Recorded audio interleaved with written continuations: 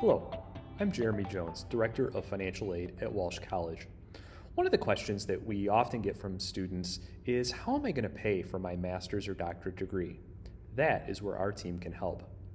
Before we get to our top 5 strategies for funding your graduate degree, we would like you to think about your education as an investment in your future, one where investing now will reap benefits for your career and your family for many years to come.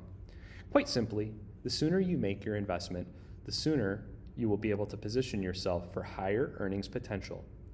Additionally, education costs tend to increase over time, so by starting your degree now, you will increase your return on investment. With that said, let's talk through several of the strategies that you should take now to give yourself some options to pay for your degree. First, we highly recommend that every student complete an online free application for federal student aid, or FAFSA, at your earliest opportunity. Filling out the FAFSA does not commit you to anything, but is yet a gateway to many types of financial aid funding. Completing the FAFSA gives you the fullest consideration for all Walsh scholarships, as well as the option to participate in the Walsh College Book Credit Program. Walsh also has funding for students experiencing emergency financial hardships, but in most cases, the FAFSA will be required first. After completing the FAFSA, our next tip is to check with your employer to see if you qualify for any type of tuition reimbursement program. If so, that's great. Depending on your situation, you may also want to check with your spouse or partners or parents' employers as well.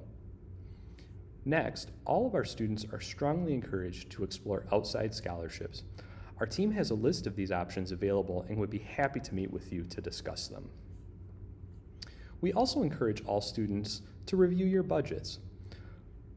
All of the expenses that you are currently incurring, are there any that you don't really have time for or don't need anymore?